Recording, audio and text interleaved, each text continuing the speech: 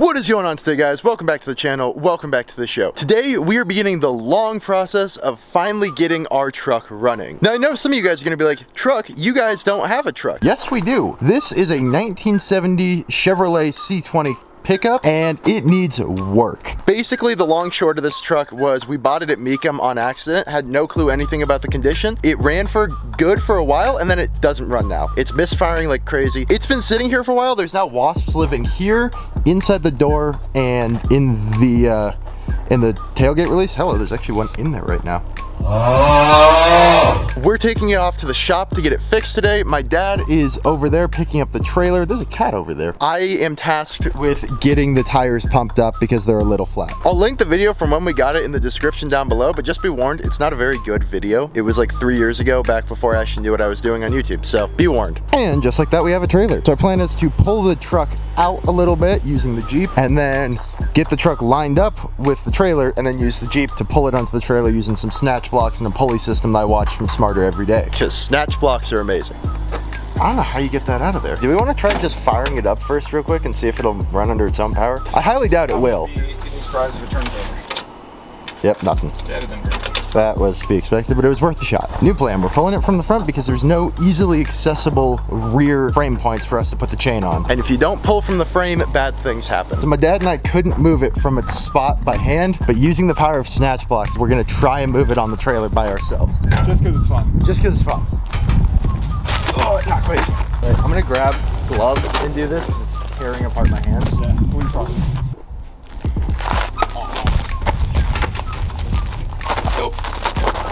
Nope. Oh, worth a shot. That was fun. Okay, quick physics lesson for y'all. That is a fixed point and is where the truck is going to be guided to. So because of that, when you pull on this one here, it pulls directly on that one and then pulls half the distance through that pulley, but you get double the torque because it's pulling half the distance, which puts less strain on the Jeep. Really simple physics lesson. Now we're just laying stuff over it so if they snap, they don't kill us.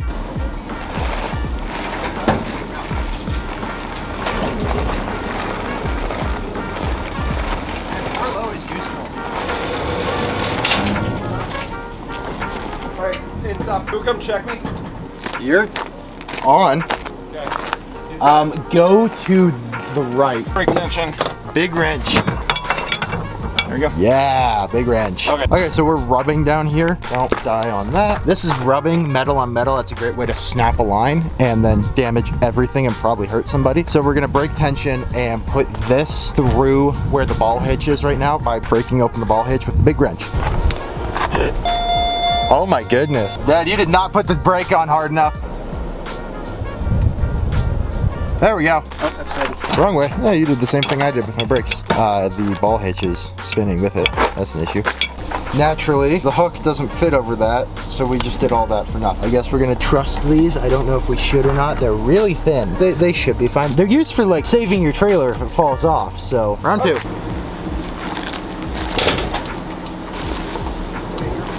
Off with the ramps. We want to realign the ramps for the rear wheels.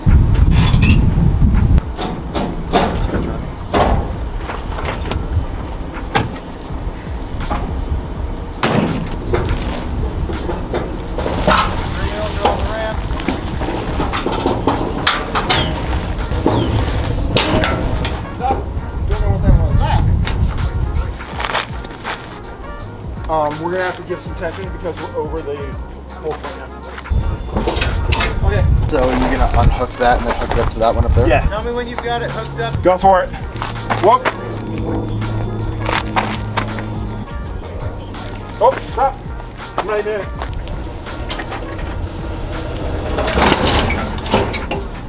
Okay, I think we're good. So I figured out why it was going so fast when I was crawling. Why?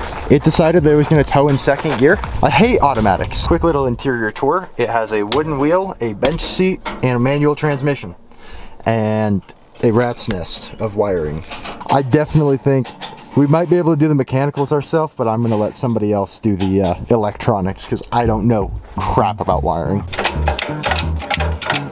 I promise I'm actually doing stuff and I'm not just making my dad do everything. I just happen to also be the one filming. It's not going anywhere. It's all tied down. Love this color. Same color as my car, even though it shows up a lot more blue on camera. It's weird. Almost doesn't fit on the trailer either, which is funny. And off we go. We're gonna return home, drop the Jeep off, and then head off to the shop to let them get a diagnosis on the engine. What else does it need? Probably needs new suspension. I want to put a new exhaust on it once it's actually running. We need to lengthen the rear gear so that it actually will cruise at a less than 5,000 RPM on the highway. New brakes for sure, because it's on drum brakes from 1970 and that's not safe. New tires because they've been sitting for 3 years. They don't actually look dry rotted, which is surprising. It's got a laundry list, but we wanted a second opinion because the first shop was just like, yeah, you should leave it with us and then we'll fix all of it. I'm like, that feels sus. Also, it took them like 3 weeks to get a look at it, and then they didn't say anything for a while, and we're like, I don't entirely trust you guys anymore. Like I said, it's literally just a less shiny version of my car, and with a cut and polish, that thing will look just as good as my car. Not a great amount of shine going on right now. It's dirty, but compared to mine, which is probably, yeah, okay, not quite as dirty. Mine's pretty dirty, and yeah, that looks like glass. And we made it to Wally's Speed Shop. They got some beauties out front. Camaro, Mustang, old classic, I don't actually know what that is. Another Mustang, Firebird, and a New Edge. That's some cool stuff. Well, we're fully unlatched, but we can't get it off the trailer because, as you can see, the trailer's kind of at an angle. Use the brakes. Okay, my foot's off. A little bit further. Good old roll windows. Yeah, I got it in park. Or got the brake on. Enjoy this view because next time you see her, she still won't be running. But we'll know why she's not running. So, she's definitely in good hands here at Wally's though, so we'll know at least what's wrong with it. And then from there, we can decide if I'm gonna rebuild the truck or if we're just gonna let them rebuild it or what's going on. So, yeah. All right, it is now several months later. We got the information back on the truck, and quite frankly, there's not a lot of good news. So first off, they couldn't actually even get a compression test done on the car because the wiring was completely shot. So they had to go through, they replaced the wiring, they did all that. We were able to get compression numbers. Cylinder 3 has 85 PSI compression. Cylinder 2 has 75, and cylinder 1 has 10 PSI compression. So the motor's dead. The motor's basically completely dead. It needs a new rear diff, it needs new brakes, both those things I said. It needs, what else does it need? It needs a new carb rebuild. It needs a lot. So basically, we're gonna figure out now what we need to do, if we're gonna rebuild it ourselves, if we're gonna let them rebuild it, what exactly is gonna happen. So yeah, stay tuned and we will have more updates in the future. I hope you guys enjoyed the video. If you did, please make sure to like, comment, subscribe, and until next time, goodbye.